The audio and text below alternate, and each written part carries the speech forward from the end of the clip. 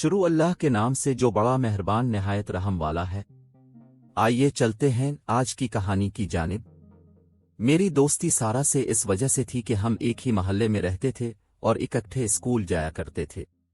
وہ ایک غریب گھر کی لڑکی تھی اور ہم خوشحال تھے۔ وقت گزرتا گیا اور ہم اسکول سے کالج میں آ گئے، لیکن ہماری دوستی پھر بھی قائم رہی۔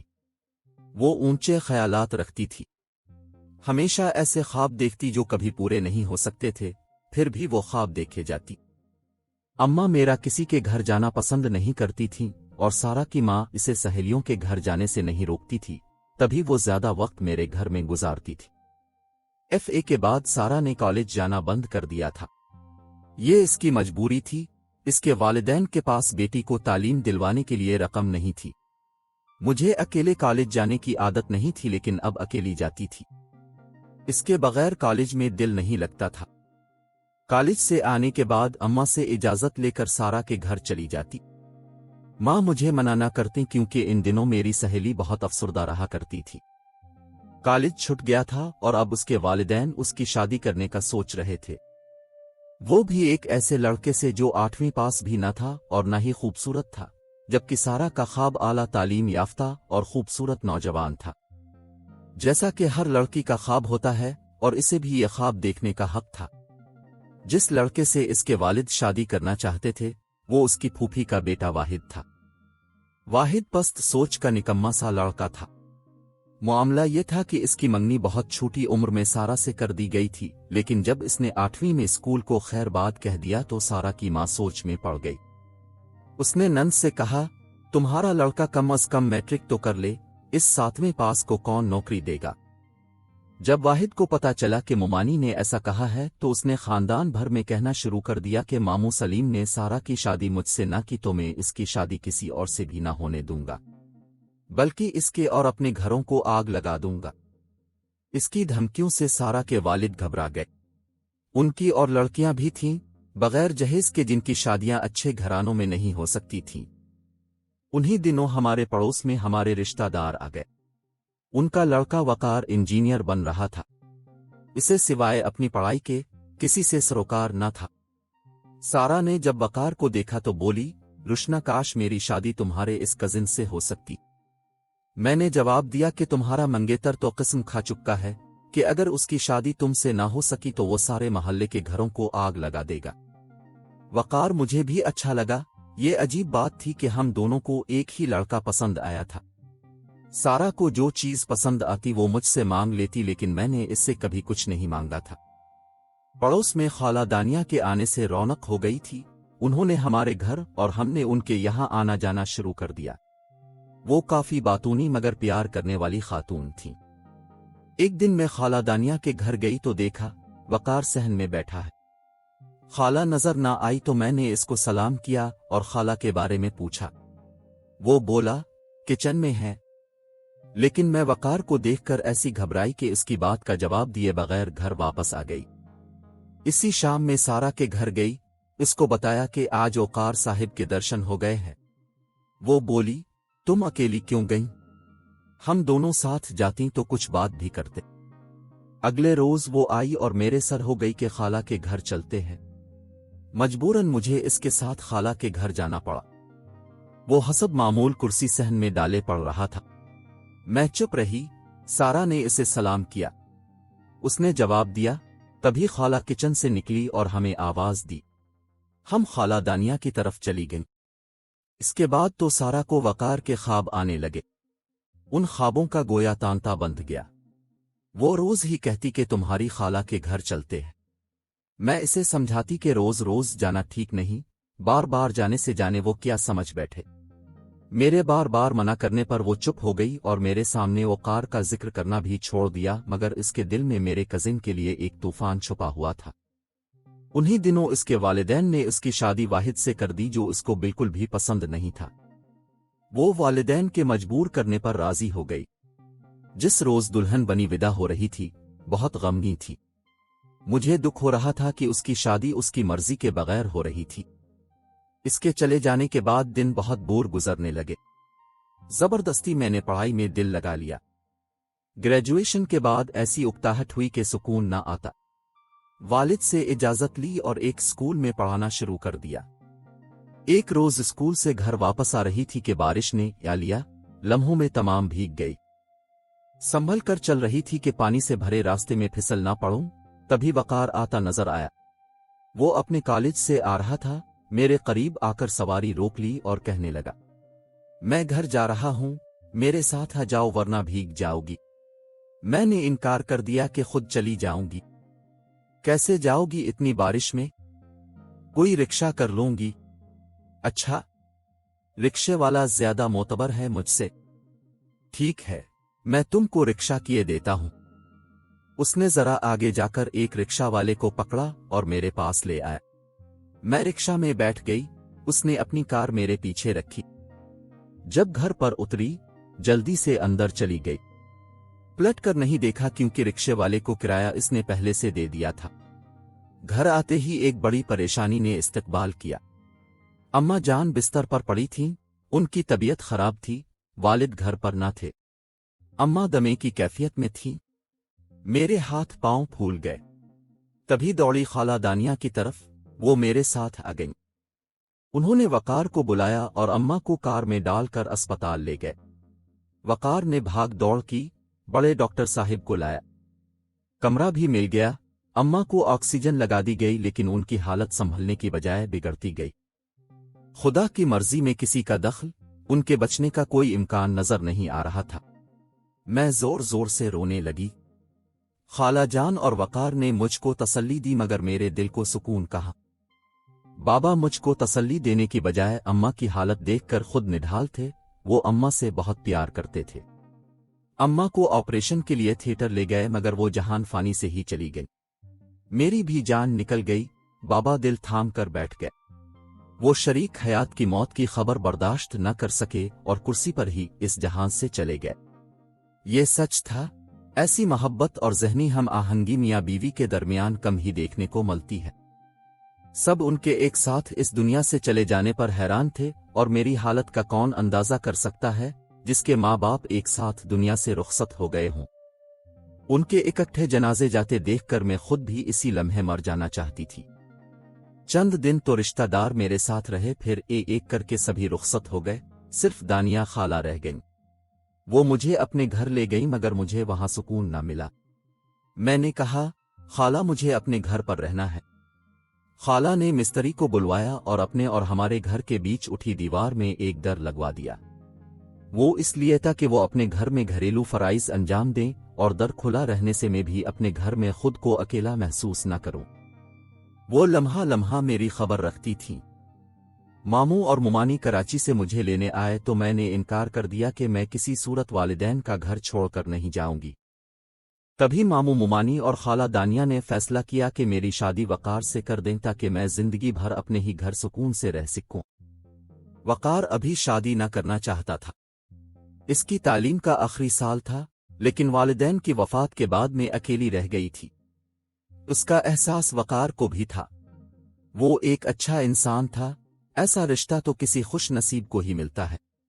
मुझे तो वो पहले से ही अच्छा लगता था। वकार ने मुझसे शादी की हामी भर ली और हमारी मंगनी हो गई। शादी 1 साल बाद होना थी, ताहम अब मैं वकार के सामने ज्यादा नहीं आती थी। जब हम आमने सामने होते, मैं घबराने लगती। इसे मेरी ये अदा अच्छी लगती थी। यूं वो भी मुझसे ज्यादा बातें नहीं करता था। सभी जानने वाले खुश थे कि मुझ यतीम को एक अच्छा रिश्ता मिल गया है। अब दानिया खाला हमारी शादी की तैयारियों में मसरूफ थी और मुझे सारा बहुत याद आ रही थी। जब से इसकी शादी हुई थी, वो मिलने न आ सकी थी। खबर नहीं इसका शौहर उसे कहाँ ले गया था। उसका शौहर नशा करता था। जब यह हकीकत हमारे इल्म में आई तभी से मैं उसके बारे फिक्रमंद रहती थी। एक दिन मैं दानिया खाला के बुलाने पर उनके घर गई। वो वकार के पास बैठी चाय पी रही थीं। उन्होंने इसरार करके मुझे भी चाय दी और बोली, उधर देखो कौन आया है। मैं चौंक गई। सारा उनके घर आई हुई थी और सामने वाले कमरे के दरवाजे पर खड़ी थी। मेरी आवाज सुनकर कमरे से बाहर आ गई। हम दोनों गिले लग गईं। वो रोने लगी तो मेरी भी पलकें भीग गईं। इतने अरसे बाद हम दोनों मिले थे। इसकी शौहर से नाचाकी हो गई थी।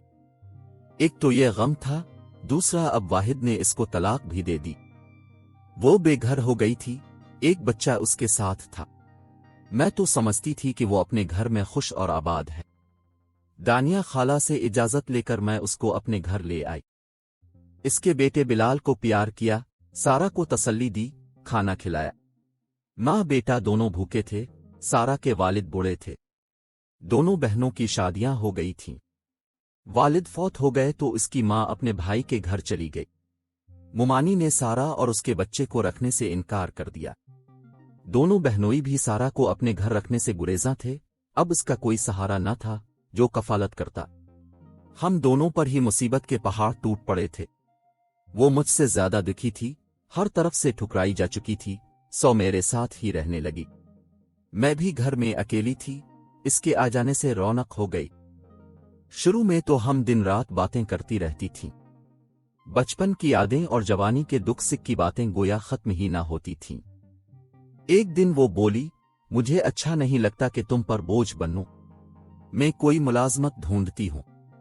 मैंने इसे ये कहकर रोक दिया कि थोड़ा सब्र कर लो, मेरे पास अल्लाह का दिया बहुत कुछ है।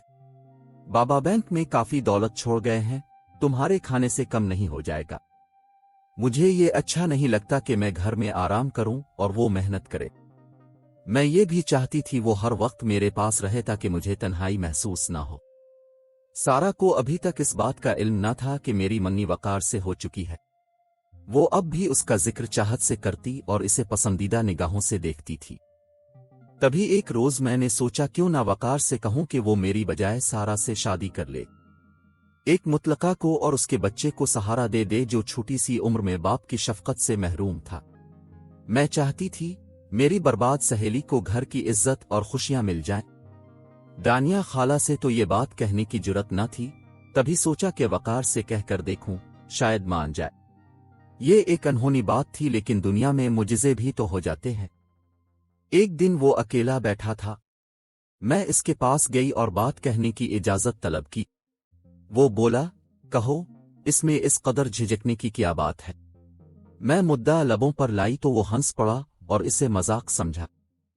कैसे इसको समझाती कि दोस्ती की खातिर में सब कुछ कर सकती हूं।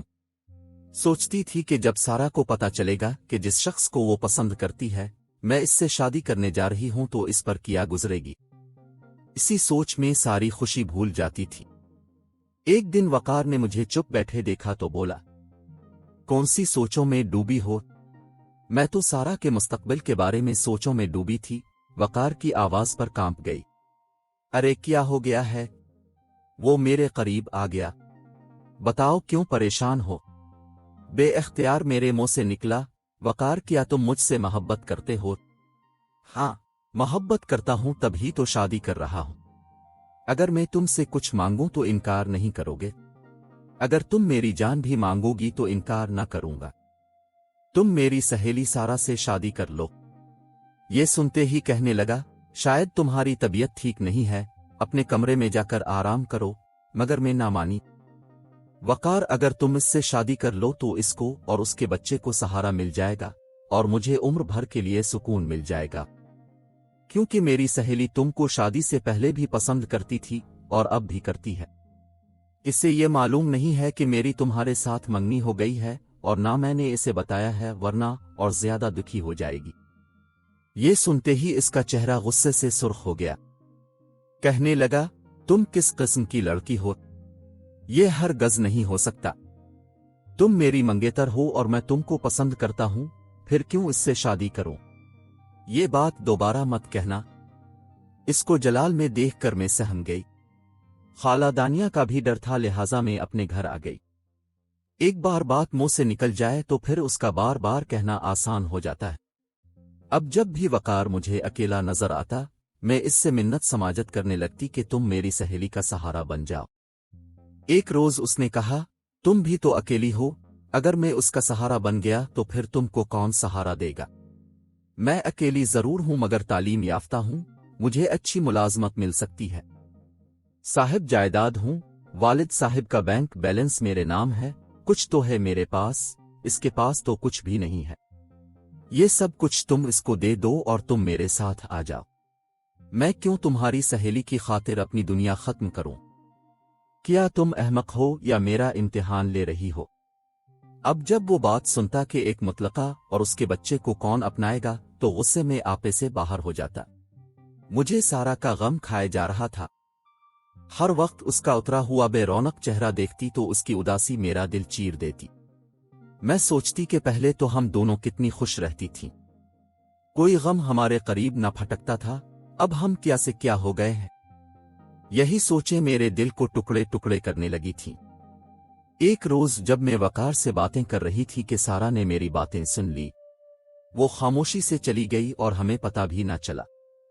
इसके बाद से वो चुप चुप पजमुर्दा ही रहने लगी और बीमार होकर बिस्तर पर गिर गई। मैं इसरार करके उसे डॉक्टर के पास ले गई। डॉक्टर ने कुछ टेस्ट लिख कर दिए। खाला दानिया ने इसके टेस्ट करवा दिए। वकार रिपोर्टें ले आया। डॉक्टर ने रिपोर्ट्स देखकर जो कहा उसने हमको ना बताया। सारा ने मुझे कहा कि मैं एक दिन के लिए अपनी माँ के पास जाना चाहती हूँ। इनसे मिलने को दिल चाह रहा है। तुम अगर बिलाल को अपने पास रख सको तो मैं आसानी से सफर कर सकूंगी। बिलाल मुझसे घुला हुआ था। मैंने कहा, हाँ तुम चली जाओ और उसे मेरे पास रहने दो। वो बेटे को मेरे हवाले करके माँ के पास चली गई। जाते हुए वो परेशान सी थी। सुबह गई और शाम हो गई, वो ना लौटी। बिलाल को मैंने जैसे तैसे सुला दिया। वो अगले दिन भी शाम तक ना लौटी। मुझे फिक्र हो गई। दानिया खाला से कहा कि वो सारा का पता करें। वो वकार के साथ इसकी माँ के घर गईं। पता चला कि वो अस्पताल में दाखिल है। इसके मामू ने बताया कि रिपोर्टें ठीक नहीं आई। इसको कैंसर है और वो चंद माह की मेहमान है। वकार भी अफसुर्दा हो गया। सारा ने इसे एक खत दिया कि ये रुशना को दे देना। इस खत में उसने लिखा था कि मैंने तुम्हारी बातें सुन ली थीं। वकार तुमसे मोहब्बत करता है, तुम इससे शादी कर लेना। मैं बिलाल तुमको सौंप रही हूं। कभी कभी दोस्ती का हक भी अदा करना पड़ता है, लिहाजा तुम बिलाल को माँ का प्यार देना, क्योंकि मुझे दुनिया में तुम्हारे सिवा किसी पर एतबार नहीं है। मेरी जिंदगी के दिन कम हैं, न जाने कब चली जाऊं। वकार से दरखास्त है कि मेरे बच्चे को अपनी शफकत के साए में रहने दे। ये खत पढ़कर मैं बहुत रोई। इसके बाद जितने दिन वो जिंदा रही, मैं और वकार उसके पास रोज जाते थे। आखिरी दिनों में जब डॉक्टर ने इसे लाइलाज करार दे दिया तो उसकी माँ उसको अपने भाई के घर ले गई। मेरी प्यारी सहेली इतनी जल्द मुझसे बिछड़ जाएगी इल्म न था। मेरी शादी सारा की वफात के 3 माह बाद वकार से हो गई। मैंने अपनी मरहूम सहेली से क्या हुआ अहद पूरा किया और उसके बेटे को माँ बनकर पाला। मुझे खुदा ने 3 बेटियों से नवाजा। आज मेरा एक ही बेटा है और वो बिलाल है। मैं अपनी सहेली का ये एहसान कभी नहीं भूल सकती कि इसने बिलाल की सूरत में मुझे बुढ़ापे का सहारा दिया, वरना शायद बेटा ना होने का दुख हम दोनों मियाँ बीवी को उम्र भर सहना पड़ता। अल्लाह के हर काम में मसलहत होती है। जानती ना थी कि बिलाल की सूरत में खुदा ने कितनी बड़ी नेमत और तोहफे से हमको नवाजा है। कभी कभी दोस्त की कुर्बानी का सिला भी अल्लाह ताला की तरफ से एक बेहतरीन इनाम की सूरत में इंसान को मिल जाता है।